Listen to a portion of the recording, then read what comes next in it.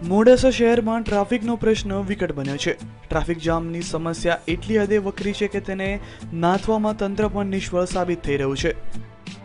દુકાન આવેલી છે, અહીંયા દિન પ્રતિદિન માણસોની અવરજવર વધતી હોવાથી અહીંયા ટ્રાફિકની સમસ્યા ખૂબ જ પ્રબળ બની છે। મોડાસા શહેરમાં જિલ્લાનું સ્થાન આપેલ હોવાથી અહીંયા ટ્રાફિકની સમસ્યા વધતી હોવાથી અહીંયા ટ્રાફિકનું કોઈ નિરાકરણ કરેલ નથી। નો પાર્કિંગ ઝોન હોવાથી અહીંયા લોકો એટલી હદે બાઇક પાર્કિંગ ગાડીઓ પાર્કિંગ કરી જાય છે કે વારે ઘડીએ અહીંયા ટ્રાફિકની સમસ્યા એકદમ જામ।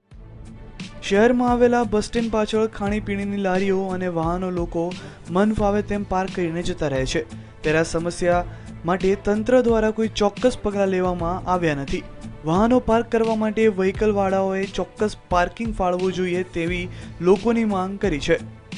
Bureau report, news online, Modasa.